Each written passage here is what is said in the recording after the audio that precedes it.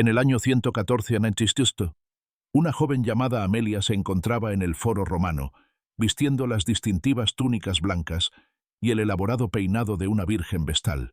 Había servido a la llama sagrada de Roma durante casi 15 años, y ahora estaba a punto de morir. Los pontífices ya habían pronunciado su veredicto, culpable de incestum, la ruptura de su voto de castidad. El castigo era antiguo, prescrito por una tradición que se remontaba a siglos atrás. Sería llevada más allá de las murallas de la ciudad a un lugar cerca de la Porta Collina, donde se había preparado una pequeña cámara subterránea.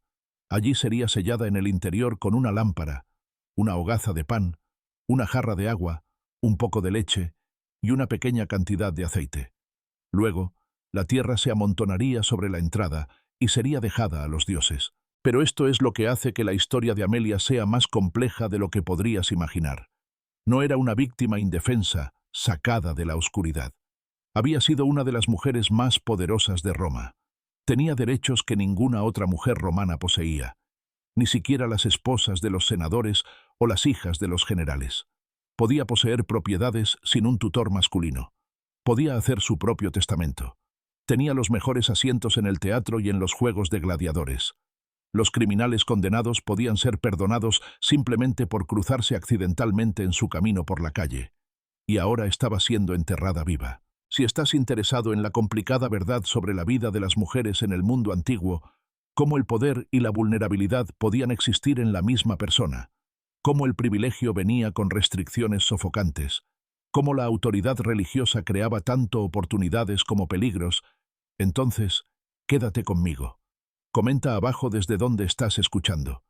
Tengo verdadera curiosidad por saber a dónde llegan estas historias, porque lo que estoy a punto de contarte desafía todo lo que crees saber sobre la antigua Roma, sobre el poder religioso y sobre lo que realmente significa la libertad. La historia de las vírgenes vestales no es un simple relato de opresión o empoderamiento. Es ambas cosas. No es ninguna. Es algo mucho más extraño y revelador sobre cómo funcionan las sociedades humanas de lo que cualquier narrativa cómoda podría ser jamás. Déjame llevarte de vuelta a cómo empezó todo esto. Para entender lo que le pasó a Amelia, a Licinia, a Marcia, a todas las mujeres que vistieron las túnicas blancas y cuidaron la llama eterna de Roma, necesitas entender qué era realmente una virgen vestal. Y te prometo que no se parece en nada a lo que te han contado. Los orígenes del culto vestal se remontan a las brumas de la fundación de Roma. Según la tradición, el rey Numa Pompilio estableció la orden en el siglo VII o VII a.C., aunque la fecha exacta se ha perdido en el tiempo. Creó 6 sacerdotisas, siempre 6, ni más ni menos, cuyo único deber era mantener el fuego sagrado de Vesta, diosa del hogar. El fuego nunca podía apagarse. Esto no era superstición o mitología para los romanos. Esto era la realidad. La llama eterna representaba la fuerza vital de la propia Roma. Si moría, Roma caería. La supervivencia de la ciudad dependía de que esas 6 mujeres mantuvieran ese fuego ardiendo año tras año, generación tras generación. Pero aquí es donde se pone interesante. Para cuidar este fuego, para mantener la existencia misma de Roma, no podías ser cualquiera. Los requisitos eran extraordinariamente específicos y nos dicen todo sobre lo que los romanos creían realmente acerca de la pureza, el poder y los cuerpos femeninos. Primero, la edad. El Pontifex Maximus, el sumo sacerdote de Roma, seleccionaba candidatas de entre 6 y 10 años. Ni más jóvenes, ni mayores. Tenían que ser prepúberes, físicamente intactas, representando el estado perfecto antes de que comenzara la feminidad. Segundo, la familia. Inicialmente, solo las familias patricias, la antigua aristocracia de Roma, podían proporcionar vestales. Tus padres tenían que estar vivos, casados entre sí, y vivir respetablemente. No podías tener ningún defecto físico o mental. Tenías que ser, a los ojos de la ley romana, absolutamente perfecta. El proceso de selección se llamaba captio, toma o captura. Se presentaban 20 candidatas al Pontifex Maximus. Él elegía una. En el momento en que era seleccionada, sucedía algo extraordinario. La niña era liberada legalmente del poder de su padre, la patria potestas que gobernaba la vida entera de cualquier otra mujer romana. No pasaba del control de su padre al control de su marido, como hacía cualquier otra mujer romana. Se convertía en algo sin precedentes en la ley romana. Una mujer que no pertenecía a ningún hombre. Déjame presentarte a Licinia, no la que murió en el 114 en Etistis, sino una Licinia anterior que vivió en el siglo II Cristo. Sabemos de ella por Cicerón, que la menciona décadas después en un discurso legal. Licinia fue elegida a los 7 años, sacada de la casa de su familia en la colina del Palatino y llevada a la casa de las Vestales en el Foro. La ceremonia que la transformó estaba cuidadosamente guionizada. El Pontifex Maximus la tomaba de la mano y pronunciaba la antigua fórmula: «Te tomo a ti, Amata, para ser una sacerdotisa vestal, para realizar los ritos que es lícito que una sacerdotisa vestal realice en nombre del pueblo romano, en los mismos términos que aquella que fue sacerdotisa vestal, en los mejores términos. Amata, amada». A toda vestal se le llamaba amata en su inducción, independientemente de su nombre de nacimiento. Era el primer paso para crear una nueva identidad, separada de su familia, perteneciente solo a Vesta. Su cabello era peinado con el senicrines, 6 trenzas enrolladas alrededor de su cabeza, un estilo que, por lo demás, solo llevaban las novias el día de su boda. Esto no era una coincidencia. Una vestal ocupaba el espacio liminal que otras mujeres romanas atravesaban rápidamente, la transición de hija a esposa. Pero una vestal permanecía allí para siempre, suspendida entre la niñez y la condición de mujer, entre la familia y ninguna familia, sin pertenecer a ningún lugar y a todas partes a la vez. Ahora, esto es lo que las versiones románticas de esta historia nunca te cuentan. La familia de Licinia no la ofreció voluntariamente por piedad u honor. Suetonio registra que, en tiempos de Augusto, las familias usaban su influencia para evitar que sus hijas fueran seleccionadas. Muchas intentaban desesperadamente evitar que una hija fuera elegida. El propio Augusto afirmó que habría ofrecido a su propia nieta si hubiera tenido la edad adecuada, tratando de avergonzar a los aristócratas reacios para que cooperaran. ¿Por qué la resistencia? Porque una vez elegida, una niña se había ido. No muerta, pero desaparecida. Viviría durante 30 años en la casa de las Vestales. 10 años aprendiendo sus deberes, 10 años realizándolos, 10 años enseñando a las sacerdotisas más jóvenes, 30 años de virginidad, 30 años sin matrimonio, sin hijos, sin la trayectoria de vida normal de una mujer romana. Pero a cambio de lo que renunciaba, recibía algo que ninguna otra mujer romana podía tener. Déjame ser muy claro sobre esto, porque es crucial para entender toda la historia. Las Vestales tenían poderes legales y sociales que eran absolutamente extraordinarios. Una vestal podía poseer propiedades a su propio nombre. Podía hacer su propio testamento sin permiso masculino. Estos derechos parecen pequeños hasta que entiendes que cualquier otra mujer romana, cada una de ellas, independientemente de su riqueza o familia, necesitaba un tutor masculino para realizar negocios legales. La esposa de un senador no podía vender una propiedad sin el consentimiento de su esposo, padre o hermano. Una vestal podía comprar y vender a voluntad. Las vestales tenían el poder de las sacrosanctitas, la misma protección legal que los tribunos de la plebe. Asaltar a una vestal y te enfrentabas a la muerte. Sus personas eran inviolables. Cuando una vestal viajaba por las calles de Roma, era precedida por un lictor, el mismo oficial que caminaba delante de los magistrados, despejando el camino e imponiendo respeto. Si una vestal se encontraba accidentalmente con un criminal condenado que era llevado a la ejecución, ese criminal era liberado de inmediato. La vestal no tenía que hacer nada, no tenía que hablar. Su mera presencia era suficiente para anular una sentencia de muerte. Esto no era cortesía o tradición, esto era ley. Las vestales tenían los mejores asientos en todos los entretenimientos públicos, juegos de gladiadores, representaciones teatrales, festivales religiosos. Se sentaban al frente, en posiciones de honor donde todos podían verlas. Eran símbolos andantes de la pureza y el poder de Roma. Y aquí hay algo que te sorprenderá. Las vestales podían testificar en un tribunal sin prestar juramento. Cualquier otro testigo tenía que jurar que decía la verdad. Las vestales no. Se asumía que su palabra era veraz. Eran legalmente incapaces de mentir. Almacenaban testamentos y documentos importantes, incluidos los testamentos de los emperadores. Tenían acceso a secretos de Estado. Eran testigos en tratados. En la República tardía y el Imperio temprano, se convirtieron en jugadoras políticas por derecho propio, usando su estatus neutral para mediar entre facciones, para suplicar misericordia por hombres condenados, para llevar mensajes entre enemigos que no confiaban en nadie más. En el 143 a.C., una vestal llamada Claudia hizo algo sin precedentes. A su hermano, o posiblemente padre, el cónsul Apio Claudio Pulcro, el Senado le había negado un triunfo. Él decidió celebrar uno de todos modos. Un tribuno intentó detener físicamente el carro triunfal. Claudia se arrojó al carro, usando su estatus sacrosanto para proteger a su hermano. El tribuno no podía tocarla sin cometer un crimen capital. El triunfo continuó. Esto era poder. Poder político real y tangible, ejercido por una mujer en una sociedad que no daba a las mujeres casi ningún poder. Entonces, ¿por qué te cuento todo esto? Porque necesitas entender qué era una vestal antes de que puedas entender qué pasaba con las vestales que rompían sus votos. No eran víctimas indefensas. Estaban entre las personas más privilegiadas de Roma. Y eso hace que lo que sucedía cuando caían sea aún más revelador sobre cómo funcionaba realmente la sociedad romana. El voto era simple. Castidad absoluta durante 30 años. Ningún contacto sexual de ningún tipo. La pena por romper este voto era la muerte. Pero no cualquier muerte. Los romanos creían que derramar la sangre de una vestal contaminaría la ciudad. Así que desarrollaron un castigo que técnicamente no la mataba. La enterraban viva.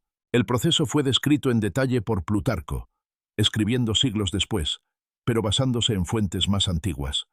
Cuando una vestal era condenada por romper su voto, el crimen llamado incestum, se le vestía con ropas de entierro y se le colocaba en una litera cubierta, como un cadáver siendo llevado a un funeral. La litera era llevada a través del foro, en completo silencio. La gente se apartaba a su paso sin hablar. La vestal adentro no podía ver el exterior. Solo podía oír los pasos, el terrible silencio. La litera era llevada a un lugar cerca de la Porta Collina, una de las puertas de Roma. Allí se había preparado una pequeña cámara subterránea.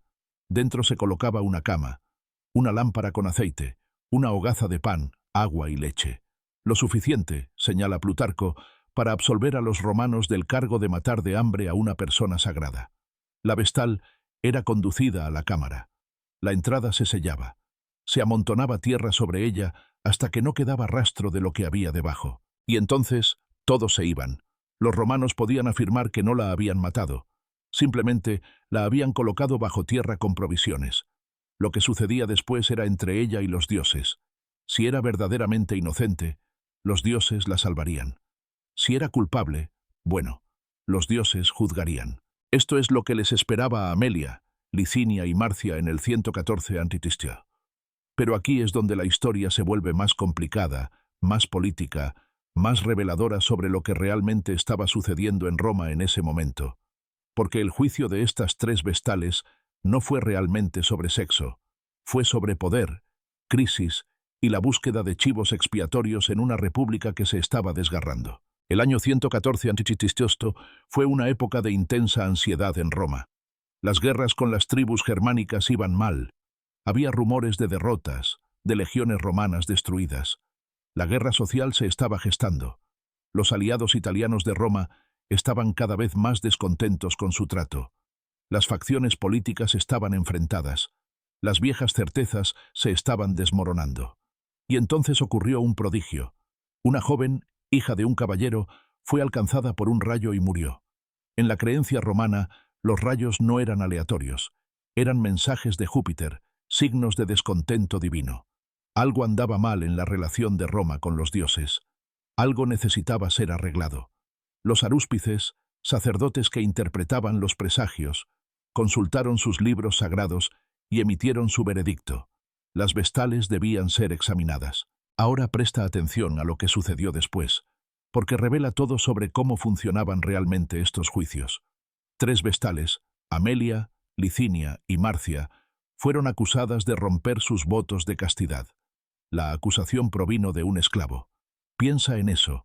En la sociedad romana, los esclavos normalmente no podían testificar contra las personas libres. Pero en casos que involucraban a vestales, Las reglas normales se suspendían. La contaminación que supuestamente causaban era tan peligrosa que cualquier evidencia podía ser considerada. El caso fue llevado ante el Colegio Pontificio, la junta de sacerdotes que tenía jurisdicción sobre los crímenes religiosos.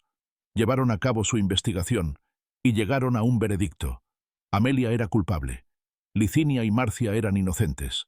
Amelia fue sentenciada a ser enterrada viva. La sentencia se ejecutó, pero el pueblo romano no estaba satisfecho. La crisis no había pasado. Los dioses seguían enojados. Cualquiera podía verlo. Claramente, el Colegio Pontificio se había equivocado. 2 vestales culpables seguían caminando libres, contaminando la ciudad. La presión popular obligó al Senado a actuar. Establecieron un tribunal especial encabezado por Lucio Casio Longino para volver a juzgar el caso. Esto fue extraordinario. Se suponía que la jurisdicción del Colegio Pontificio sobre las vestales era absoluta, pero la necesidad política prevaleció sobre la autoridad religiosa. El tribunal especial llegó a un veredicto diferente. Las 3 vestales eran culpables. Licinia y Marcia fueron sentenciadas a ser enterradas vivas. Sus presuntos amantes, cuyos nombres nos han llegado, Lucio Veturio, Marco y Manio Emilio, fueron golpeados hasta la muerte en el foro. Esto es lo que necesitas entender.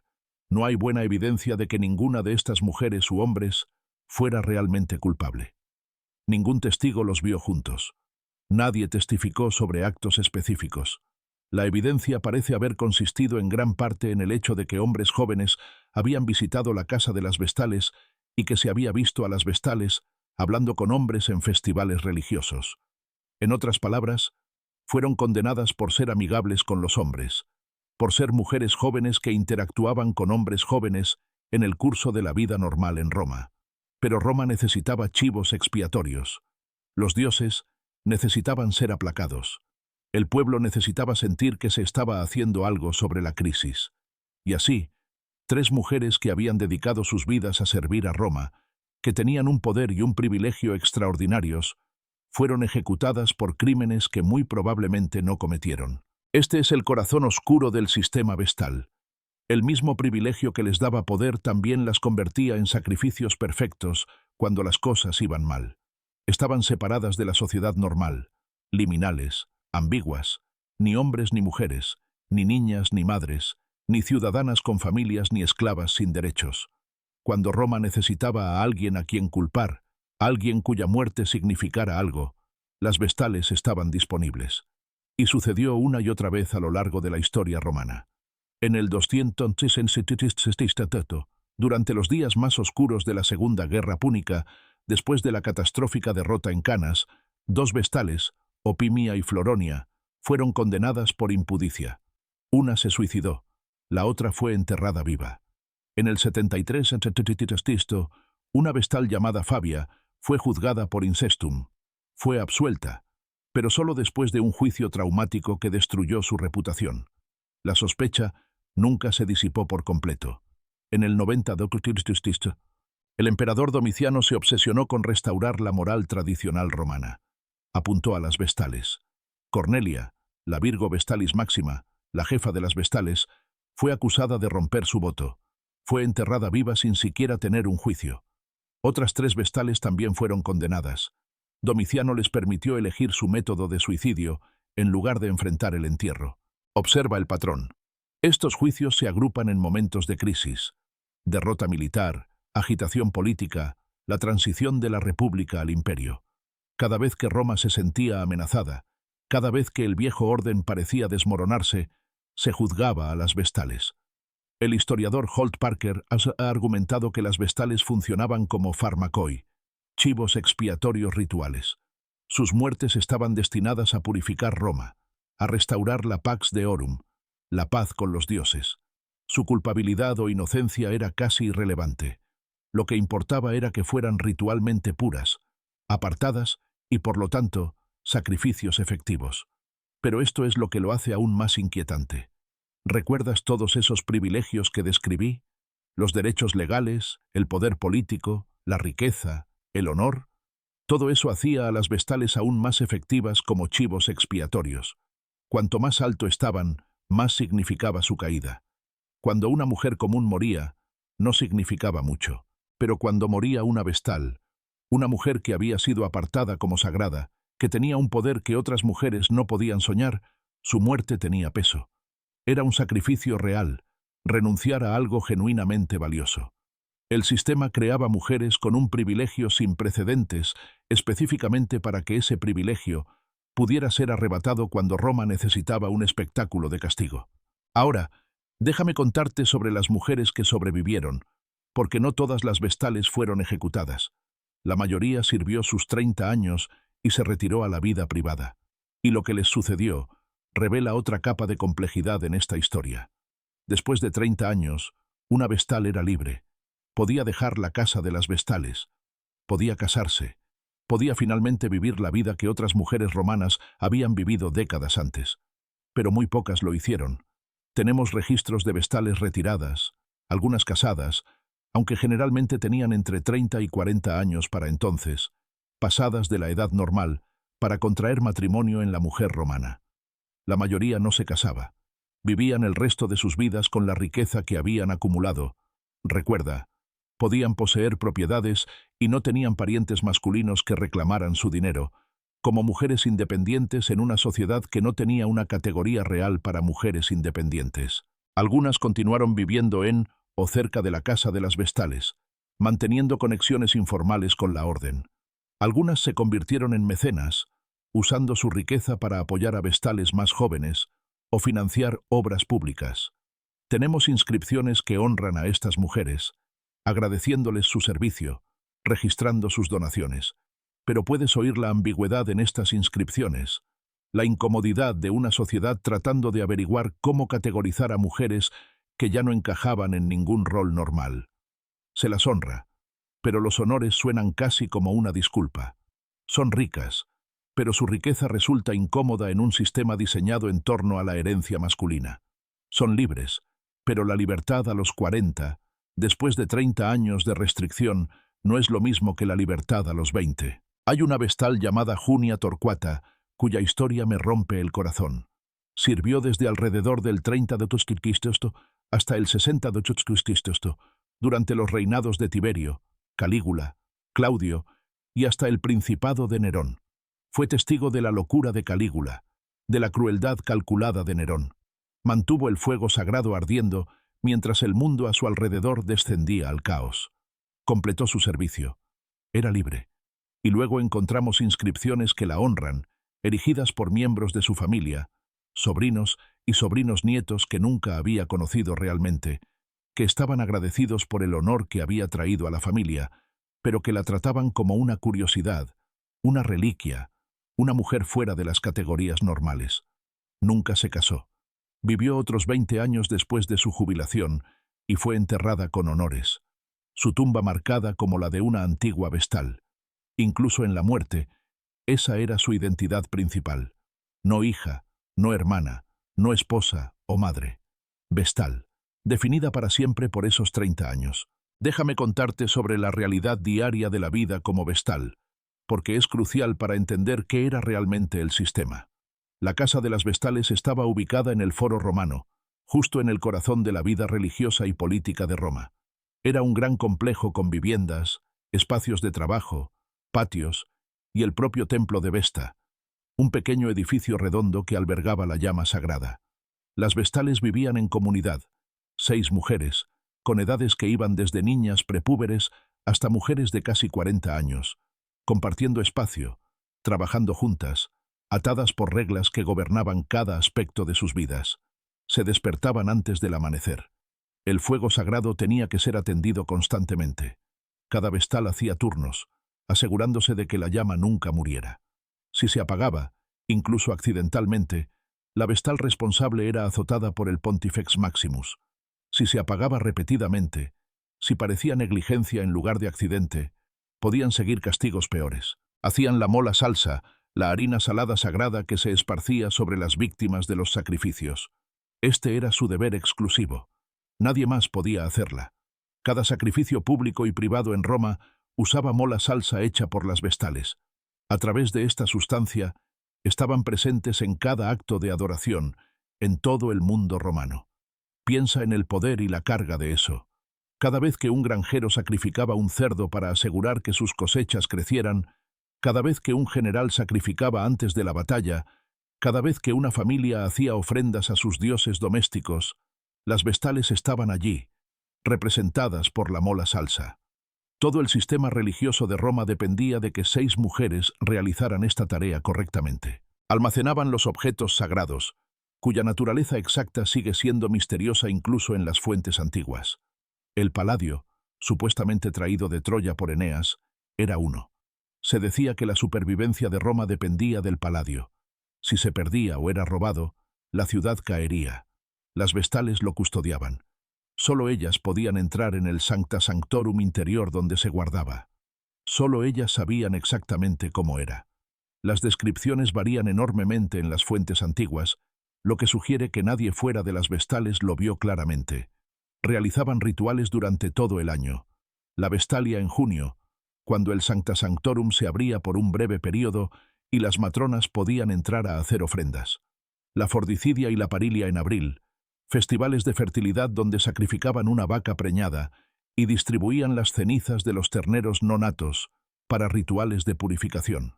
La Lupercalia en febrero, donde preparaban las tortas sagradas. Estos no eran opcionales. Eran deberes que aseguraban la supervivencia de Roma. Omitirlos o realizarlos incorrectamente, y la ira de los dioses caería sobre toda la ciudad.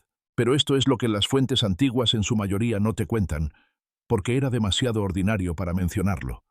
Entre los rituales dramáticos y los deberes sagrados, había miles de horas de simplemente vivir.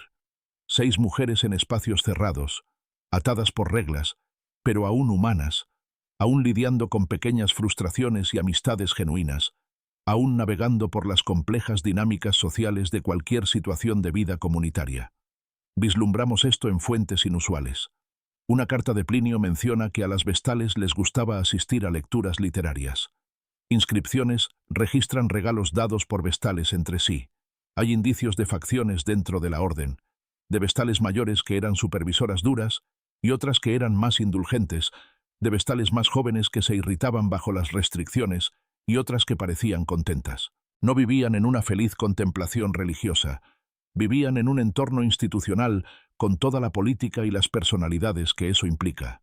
Y sobre todo pendía el conocimiento de que una falsa acusación, una crisis política, un rayo interpretado de manera incorrecta, podía terminar con un entierro en vida.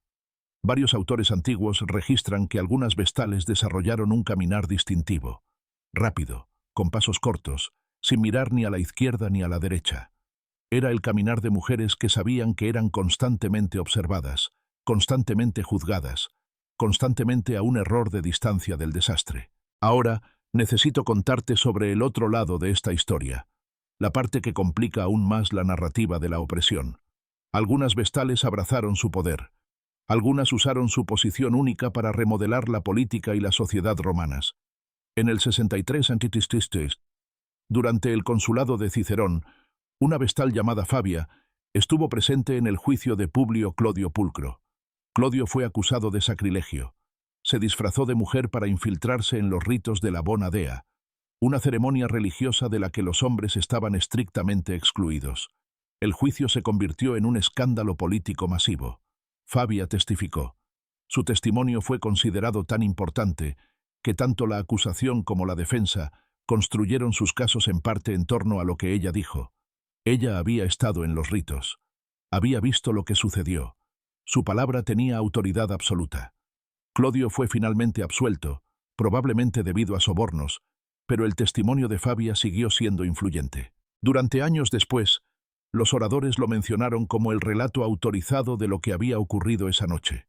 Una mujer había dado forma al registro histórico de un evento político importante. Esto era casi inaudito en la sociedad romana. O considera a las vestales durante las guerras civiles del siglo I. Cuando Julio César cruzó el Rubicón y marchó sobre Roma, cuando Pompeyo huyó y la República se desgarró, las vestales mantuvieron su posición. Ambos lados cortejaron su favor.